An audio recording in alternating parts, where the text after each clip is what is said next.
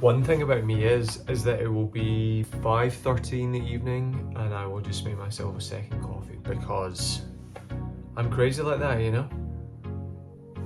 So I am this much away from finishing The Grapes of Wrath by John Steinbeck. It's been a journey, a great journey. So come and watch me finish it, and then let's talk about the books that I read all up until this point. If you watched my last video, you would have seen I've not read an awful lot in the past year. And yeah, come and sit down, have a coffee with me, and let's talk all things books.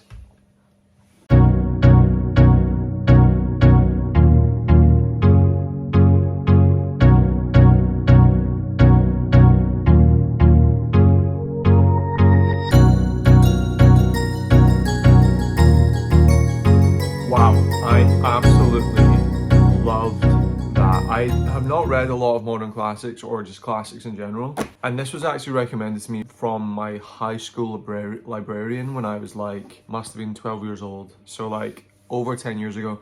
And I was, no, I must have not been 12, I must have been a little bit older, but I was only like, yeah, it must have been like 13 or 14 or something. And I was definitely not smart enough to like read books like this yet, so I tried to read the first chapter and was like, I can't read this. So it's been on like a list of mine for years to come back to, and it just did not disappoint as well. It says in the back here about John Steinbeck, a novelist who is also a true poet, and that I would say is very, very true. The writing, the descriptions of Oklahoma and the Dust Bowl like landscape that it's set in, so cinematically described that it just made me, I could see everything that was happening, and the way it like he set up like picture in my mind, I could just see so clearly and detailed, like it was like a movie. And it just, yeah, it was so good. I read somewhere that when John Steinbeck sat down to write this, he was like, everyone's gonna find out I'm a fraud because I just can't write. I don't even know how to do it. I'm writing a novel just now and I'm the one who's a fraud, because how I could ever write something like this, I will never know.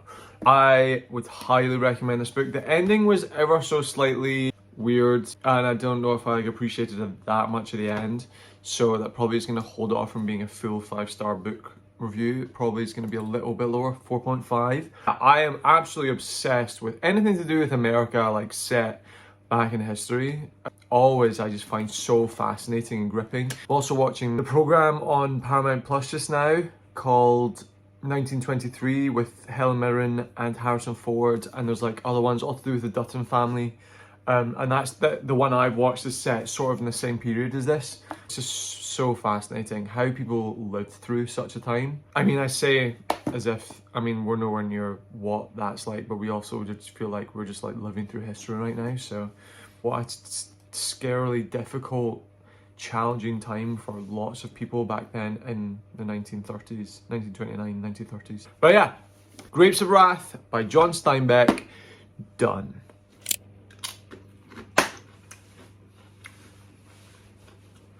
Right, so I'm cooking dinner just now. But while I prep my dinner, I am going to talk about my year of hiatus of not really reading anything. Basically tell you all the books that I managed to read through that time, and then also the books that I have read so far this year, okay?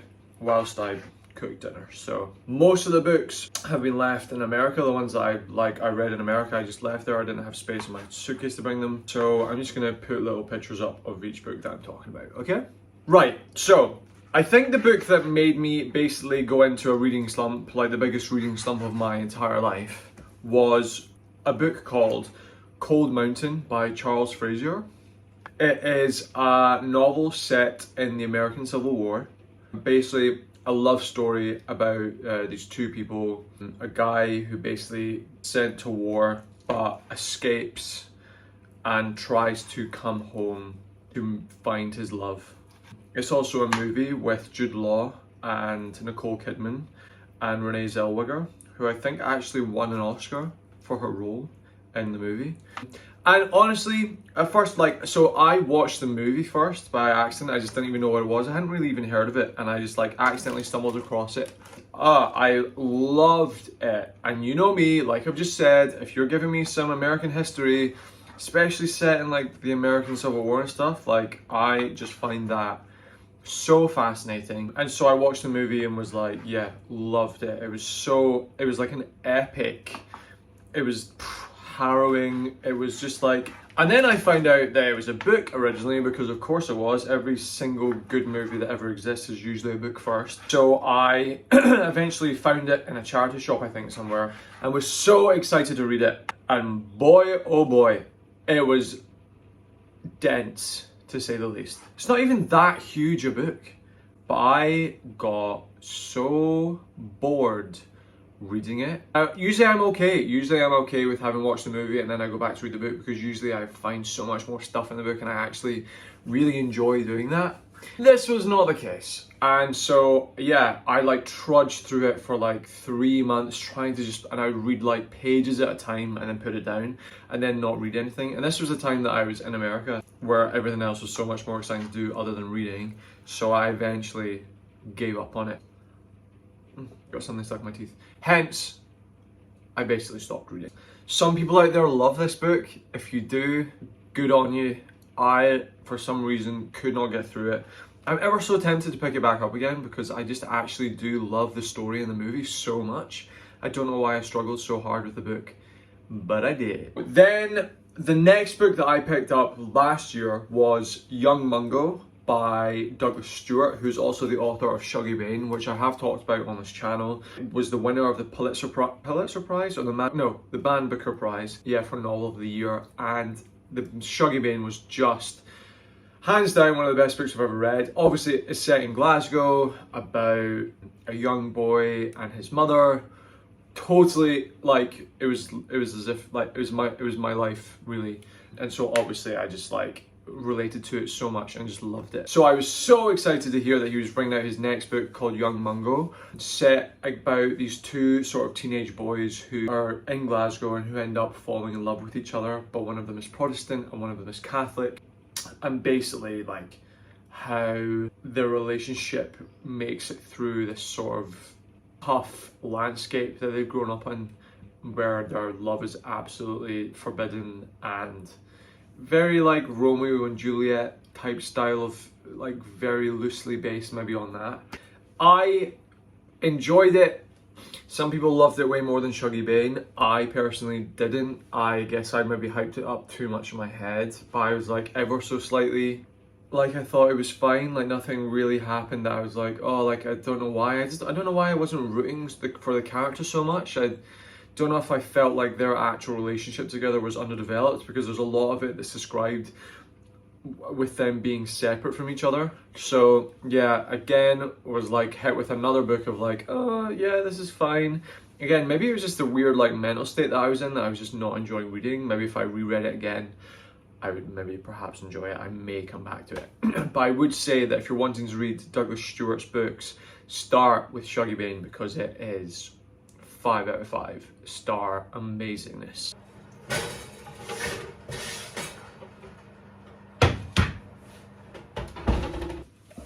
Okay, so third book that was on the list was actually Of Mice and Men by John Steinbeck. The first John Steinbeck experience, and because it was literally this tiny, I was like, come on Chris, you can finish this book. It's not going to take you that long, and then you'll feel accomplished because you've read a book. It was like, yeah, it was really good. I really enjoyed it. That was the first time I was sort of introduced to like John Steinbeck's language and descriptions, and was really like, I think that's what kind of switched into my head of being like, oh yeah, this is really good. I'm gonna like definitely pick up Grapes of Wrath at one point to like again get through that. And I managed to finish it in a relatively short space of time, and I felt myself coming back to like enjoying reading again. So if you haven't read any of John Steinbeck's work, it's maybe good to start with something small like Of Mice and Men, and then hit one of the bigger ones, The Grapes of Wrath. Really enjoyable, really liked it. The fourth book I read on my list is a book that is slightly controversial now to talk about, and definitely with good reason why. But it was a book that I read at a time in my life where it really, really spoke to me because I was a younger person, kind of experiencing lots of what this character was going through in the book. And I really fell in love with the book. And writing, which I find just utterly gorgeous in it. I read Call Me By Your Name by Andre Aciman, which I did read first of all like when I was maybe 18, and then I reread it again last year. And I definitely like came back to it and read things and noticed I was like, yeah, I understand why there's controversy here to do with this, and yeah, it's like interesting.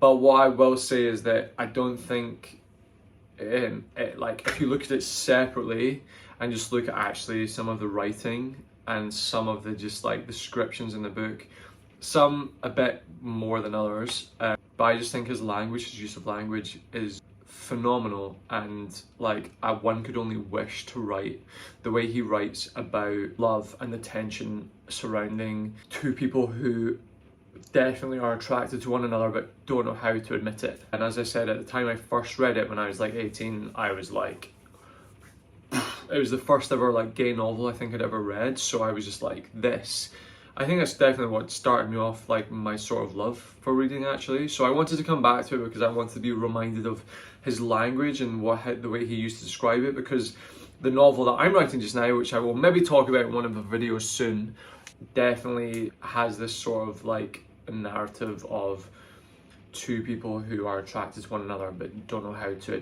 like get to the point of like accepting that that's what it is, and the tension and the friction that causes for so long. So like going back to reading it, I was just like, oh yeah, like brilliant.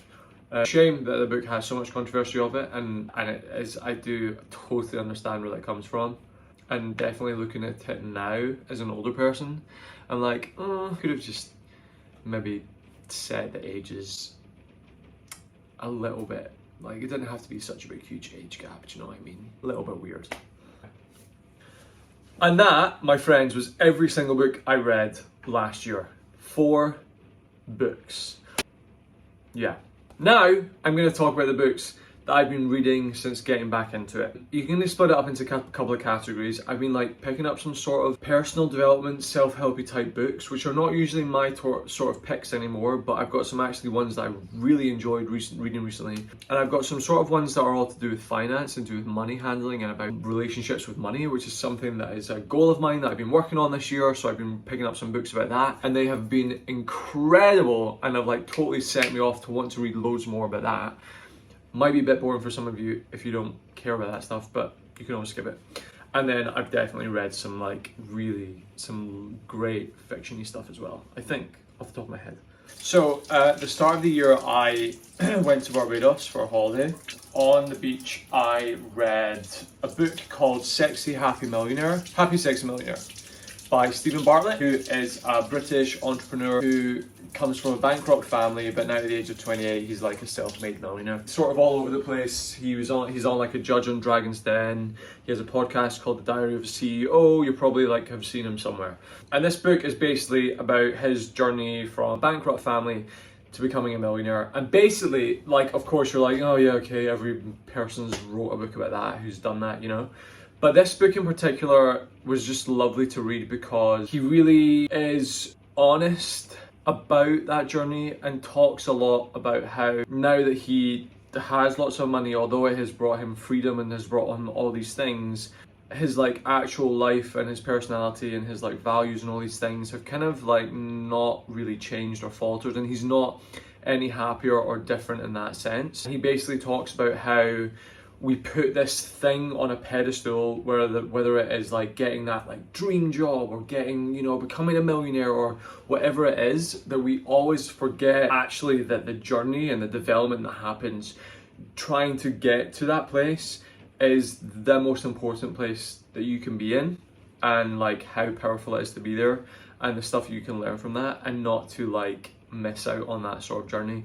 He talks about loads of things, loads of tips about all of that sort of stuff, and it was brilliant. And I'm actually going to reread it again probably like this month, because I just want to like remind myself of it. Now I've read it once, it's like a book that I want to go back and be like, cool, I definitely need to implement this into my life and this into my life and all that sort of stuff. So if you like a book like that, I would highly recommend that one. Really, really good, especially if you're going on holiday and you like a sort of beach read like that. Read that. Next up, I read Spare by Prince Harry. I say I read it, I actually didn't finish it. I am a major Team Harry and Team Meghan fan, for sure. I don't care who is not. If you're watching this, whatever. And so yeah, I wanted to read his book because at the end of the day, if he's gone through all this like stuff to do with the media and they're all telling a story, I think it's right for him to be able to like actually use his own voice and tell it himself. Like, is that such a crime? I don't think so. I would say that it kind of got a bit boring halfway through. Felt like the editor of the book maybe didn't want to edit anything out and just let Harry write every single thing and kept it all in. So the point, like, it does feel very samey by the time you're halfway through. You're like, okay, yeah, okay, I get it. And it kind of just reads like he's sort of like listing the stories that have happened in his life a bit. Doesn't really, I don't know, it just stopped flowing for me, I think. And so yeah, I wouldn't highly recommend it that much. Definitely think if you really want an insight into like the profound sadness and difficulty that he has went through to do with the loss of his mum and like growing up in an institution that is inherently just kind of mad, then you should read it.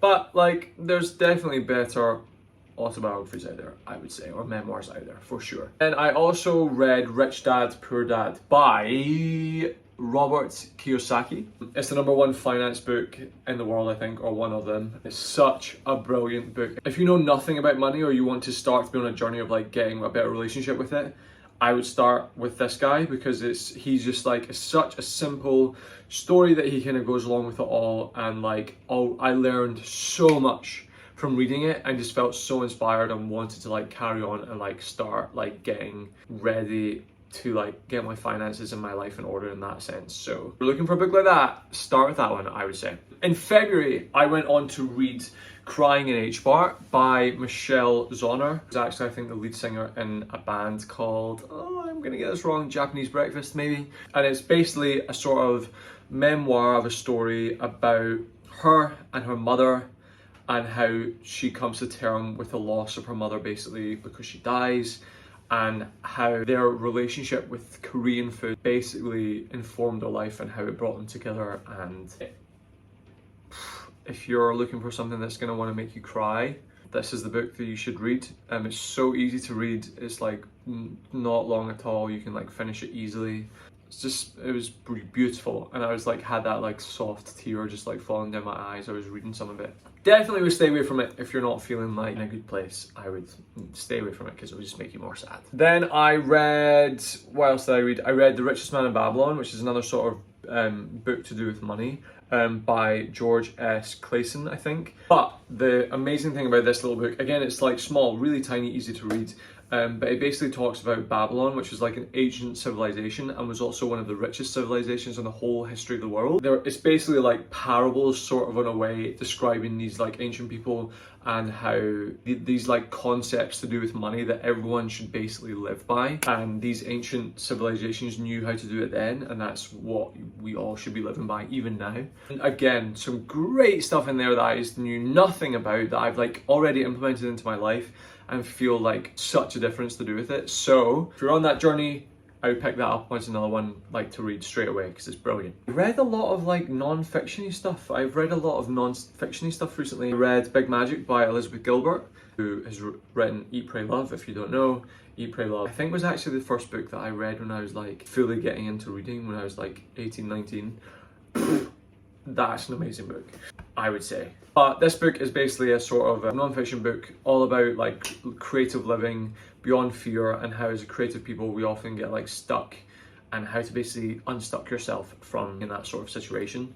Like as a creative person, she didn't really tell me anything that I didn't already kind of know. It was like, if the book was fine, I didn't really walk away feeling that inspired or like with any new sort of information, so I didn't totally like rate it that much. But definitely something to be picking up if you're like in that sort of stuck place with creativity, or like finding your own sort of passion with it. And then I read possibly maybe my favorite book of the year so far. It's a book that's really well known already. It's called Shoe Dog by Phil Knight, who is the CEO of Nike.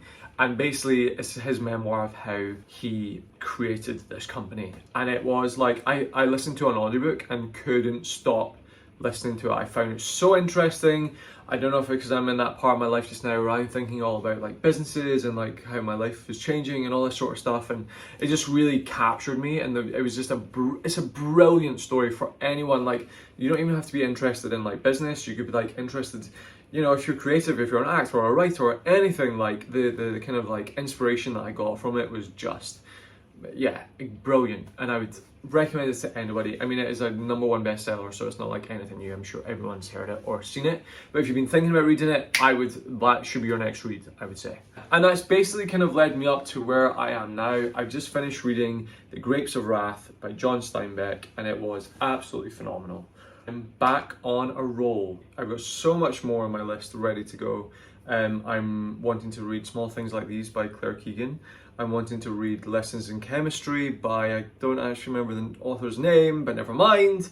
Everyone knows it. It's like #1 right now everywhere. There's like a whole load of stuff that I want to get my teeth into. If there's anything you have read recently, please comment below. Let me know about it. I am open to all suggestions. And if you haven't already done so, please give this video a like, hit subscribe, stick around, join the team, and hopefully I will see you for the next video. Until then, have a good week.